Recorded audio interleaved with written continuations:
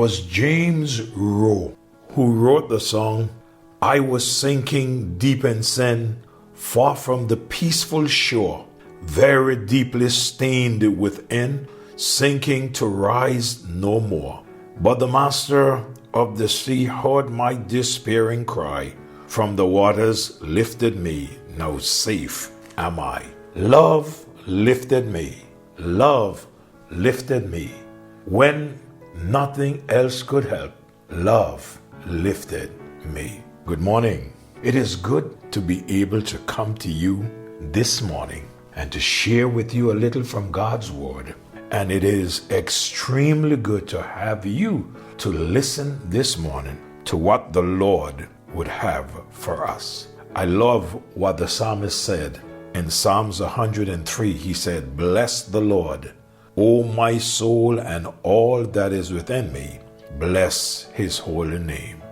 Bless the Lord, O my soul, and forget not all his benefits, who forgiveth all thine iniquities, who healeth all thy diseases, who redeemeth thy life from destruction, who crowneth thee with loving kindness and tender mercies. And because of that, we must bless the Lord with everything that is within us.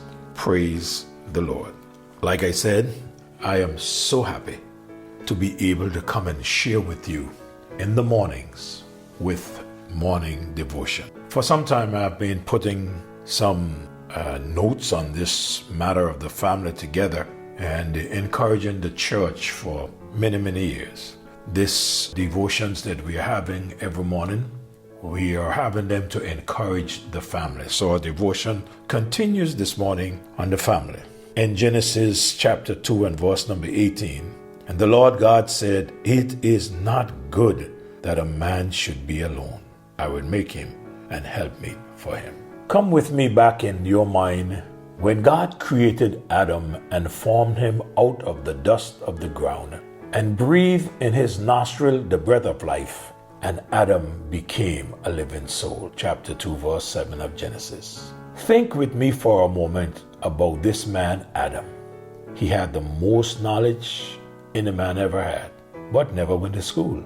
He occupied and possessed more property than any other man who lived on the earth, but never bought one piece.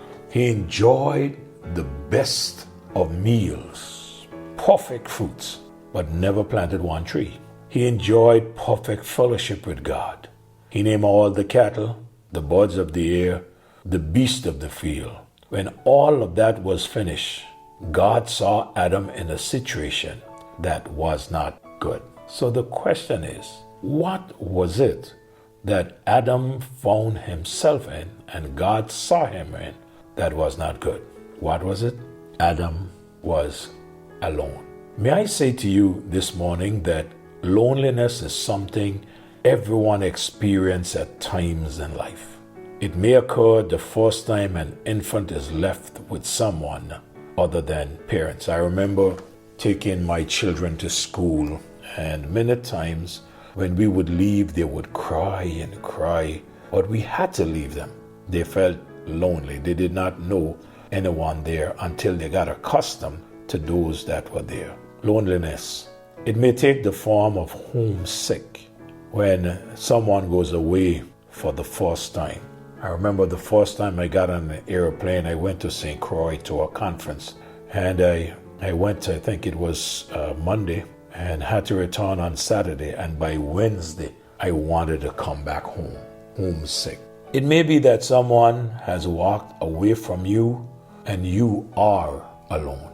Death may have taken away a loved one, and you can't find or don't want a replacement.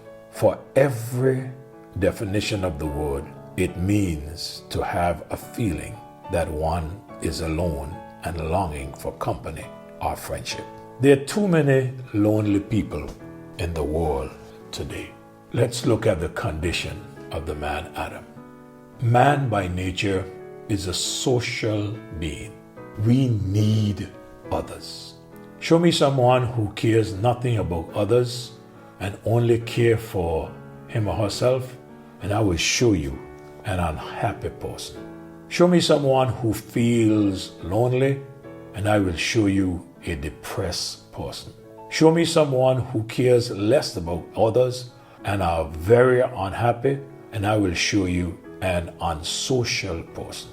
Not too long ago, a very wealthy man died in his garden, in the dirt, struggling, and could not make it back to his house, even to have the privilege to die in his bed. What am I saying? Man by nature is a social being.